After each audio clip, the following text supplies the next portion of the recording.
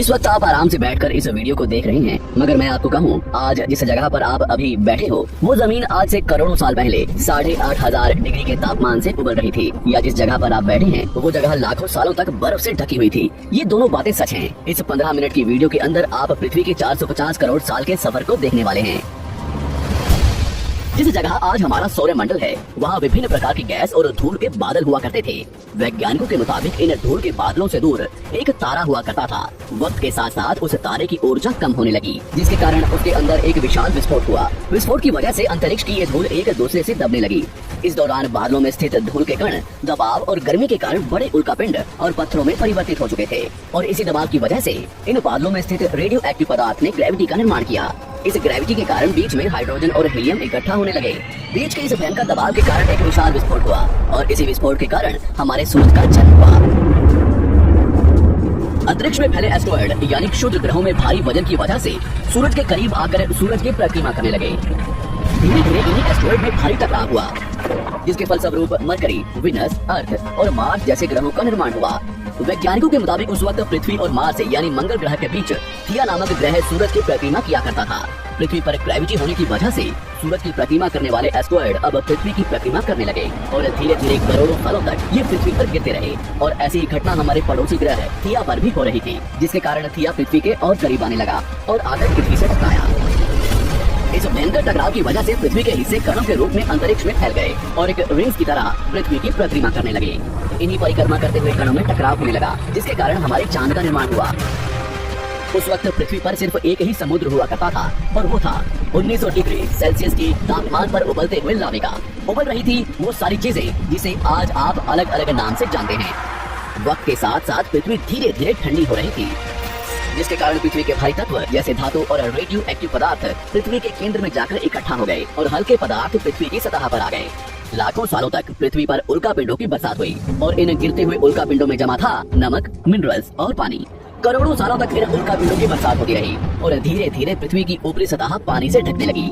वैज्ञानिकों के मुताबिक यही वो वक्त था जब दूर गहरे पानी के अंदर निकलते ज्वालामुखियों से पहली बार सूक्ष्म जीवों का निर्माण हुआ। लाखों सालों बाद एक वक्त ऐसा आया जब पृथ्वी की पूरी सतह पानी से ढक चुकी थी। हमारी पृथ्वी के सबसे अंदर का कोर रेडियो एक्टिव पदार्थ से बने होने की वजह से हरदम गर्म होता रहता है, लेकिन जब भी पृथ्वी की ऊपरी जमीन ठंडी हो जाती है तब पृथ्वी के अंदर की गर्मी बाहर नहीं निकल पाती, जिसके कारण ज्वालामुखियों का निर्माण होता है। और उस वक्त कुछ ऐसा ही हुआ। पानी से ढकी हुई पृथ्वी पर हजारों की तादाद में ज्वालामुखी निकलने लगे, और आने वाले लाखों सालों तक इन ज्वालामुखियों का निकलना जारी रहा, जिससे पानी के ऊपर जमीन का निर्माण हो रहा था। इस वक्त भी पृथ्वी पर वातावरण न होने की वजह से अंतरिक्ष से उल्कापिंडों की बरसात हो रही थी। आज से लगभग 300 करोड़ साल पहले पृथ्वी पर ऐसा वक्त आया जब पृथ्वी का वातावरण लगभग स्थिर होने लगा था। ज्वालामुखी निकलने धीरे हो गए थे, और पृथ्वी का एक दिन 12 घंटे का हुआ करता था। साल बीतते गए, और धीरे धीरे ये सूक्ष्म जीव विकसित होते गए और समूह में रहने लगे। आज से लगभग 250 करोड़ साल पहले पहली बार पृथ्वी पर ऐसे जीवों का निर्माण हुआ जो जीने के लिए ये पानी के अंदर के मिनरल्स यानी खनिज पदार्थ और दूध का इस्तेमाल करते थे, और मल त्याग के रूप में ऑक्सीजन बाहर निकालते थे। इस वक्त तक पृथ्वी पर ज्यादातर ज्वालामुखी निकलने बंद हो चुके थे, और इन माइक्रोबैक्टीरिया की वजह से वातावरण में ऑक्सीजन की मात्रा बढ़ रही थी। वातावरण में ऑक्सीजन बढ़ने की वजह से पृथ्वी का वायुमंडल बनना शुरू हुआ, और आने वाले हजारों सालों तक वातावरण में ऑक्सीजन की मात्रा बढ़ती रही, जिसकी वजह से पृथ्वी के ज्यादातर हिस्सों में ये सूक्ष्म जीव फैल गए। हजारों सालों बाद एक वक्त ऐसा आया जब पृथ्वी में ज्यादा ऑक्सीजन बढ़ने के कारण ये सूक्ष्म जीव मरने शुरू हो गए।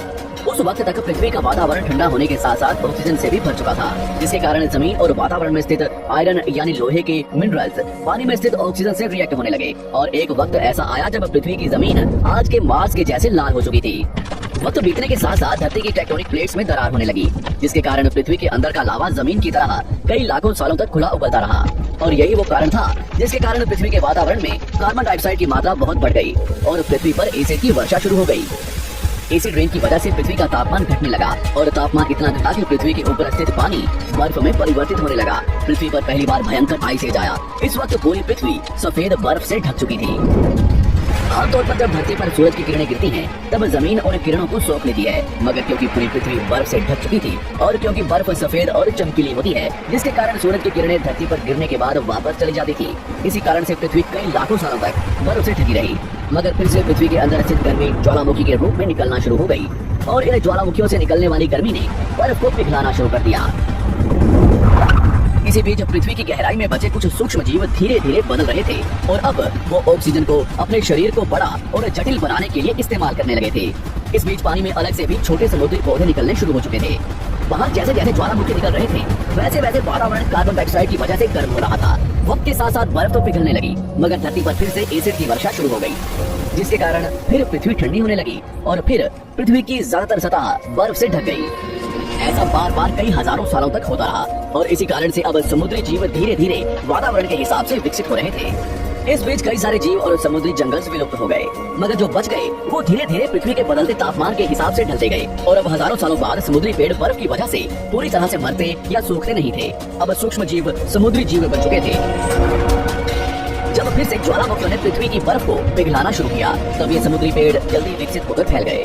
धीरे धीरे वातावरण में ऑक्सीजन की मात्रा बढ़ने लगी और पृथ्वी पर होने वाली एसिड की वर्षा कम होने लगी। वातावरण में ऑक्सीजन आने की वजह से पृथ्वी की ओजोन लेयर मोटी होने लगी और आज से लगभग 47 करोड़ साल पहले पृथ्वी की ऊपरी सतह पर पहली बार मोसोस नामक प्लांट उगना शुरू हुआ।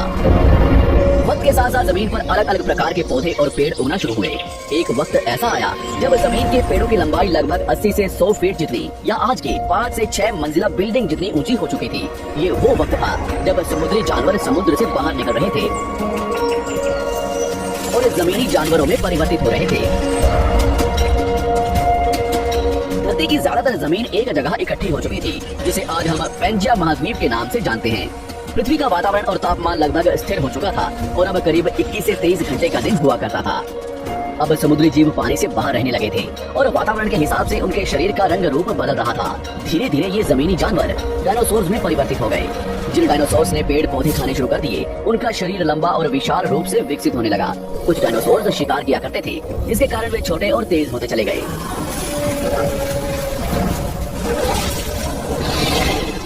पृथ्वी की ऊपरी जमीन एक जगह इकट्ठी होने के कारण ज्यादातर जमीन रेगिस्तान और बंजर हो चुकी थी। ज्यादातर जंगल समुद्र के करीब हुआ करते थे, जिसमें डायनासोर्स रहा करते थे। आज से लगभग 20 करोड़ साल पहले पैंजिया महाद्वीप टूटना शुरू हो गया। पैंजिया के विभाजित होने की वजह से पृथ्वी की ज्यादातर ऊपरी जमीन पानी के संपर्क में आने लगी, जिसके फलस्वरूप पृथ्वी पर हरियाली बढ़ती गई, जिस वजह से डायनासोर्स और ज्यादा विभिन्न और विशाल होते चले गए। डायनासोर्स ने आने वाले लगभग 20 से 30 करोड़ सालों तक पृथ्वी पर राज किया। उस वक्त डायनासोर्स समुद्र से लेकर जमीन और आसमान तक पूरी पृथ्वी पर राज किया करते थे।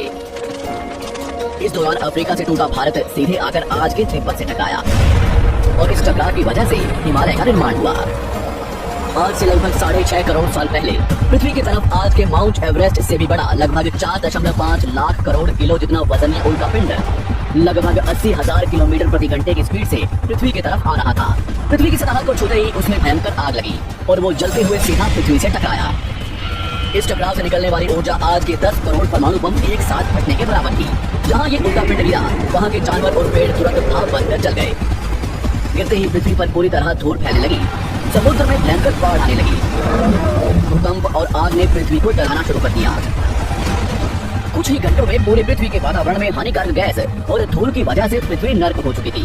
डायनासोर्स घुटन, आग और भूखमरी से पूरी तरह विलुप्त हो गए। इस वक्त हमारे पूर्वज जमीन के अंदर रहा करते थे, जिसके कारण वो इस विशाल प्रलय से बच गए। पृथ्वी का वातावरण पूरी तरह से काला और अंधेरा हो चुका था, जिससे धूप भी जमीन तक नहीं पहुंच पा रही थी। पृथ्वी के पेड़ और ज्यादातर जानवर विलुप्त हो गए। वातावरण में धूल और हानिकारक गैस के कारण पृथ्वी पर फिर से एसिड की वर्षा शुरू हो गई और फिर पृथ्वी ठंडी होकर बर्फ से ढक गई। लेकिन इस बार पृथ्वी की बर्फ लाखों सालों तक नहीं जमी रही और 80 से 90 हजार साल बाद ये बर्फ पिघलनी शुरू हो गई। जैसे ही धरती पर वातावरण फिर से पहले जैसा होने लगा, वैसे ही ये छोटे जीव जमीन से बाहर आना शुरू हो गए। उस वक्त पृथ्वी की बर्फ पिघलनी शुरू हुई थी, जिसके कारण अफ्रीका में घने ठंडे जंगल हुआ करते थे और इसी बीच ये जमीनी जीव बंदरों में परिवर्तित हुए। मगर जैसे जैसे पृथ्वी गर्म होने लगी, वैसे वैसे अफ्रीका के ये जंगल सूखने लगे।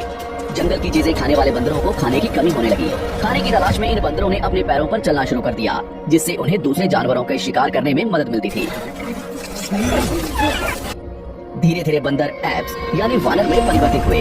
खाने की तलाश में ये एप्स पृथ्वी के दूसरे हिस्सों में फैलने लगे और धीरे धीरे उनके शरीर का रंग रूप वहाँ के मौसम के हिसाब से बदलता गया।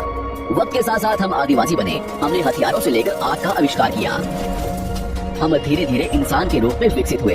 हमने धर्म से लेकर परिवार, भाषा और संस्कृति का निर्माण किया और वक्त के साथ साथ हम विकसित होते चले गए और आज हम इस पृथ्वी की सबसे विकसित प्रजाति बन चुके हैं। पृथ्वी को आज के जैसे बनने में लगभग 450 करोड़ साल का वक्त लगा है और हमें एक छोटे जमीन में रहने वाले जानवर से इंसान बनने में कई लाखों सालों का। मगर हमने इन 100 सालों में जितना पृथ्वी को गंदा और तबाह किया है उतना आज तक किसी भी प्रजाति ने नहीं किया होगा। हम फिर से धरती को गर्म कर रहे हैं और कार्बन डाइऑक्साइड की मात्रा बढ़ा रहे हैं। वैज्ञानिकों का मानना है कि पृथ्वी पर फिर से विशाल परिवर्तन होने वाला है। भविष्य में पृथ्वी कैसी होगी जानेंगे हमारी अगली वीडियो में।